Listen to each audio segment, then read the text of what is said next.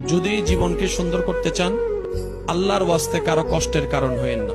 মানুষের মন থেকে আজ এটা আসে, সেটা জীবন পাল্টাই ফেলে ভাই। এই একটা জায়গায় একটু ক্লিয়ার থাকবে। ছোট ভাই যদি ভুল করে, বড় ভাই হিসেবে ছায়া হয়ে ধরে রাখেন।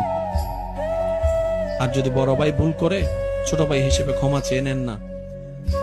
হাজার হলে তো দুইজনে তো এক মায়ের পেট থেকে আসছেন না।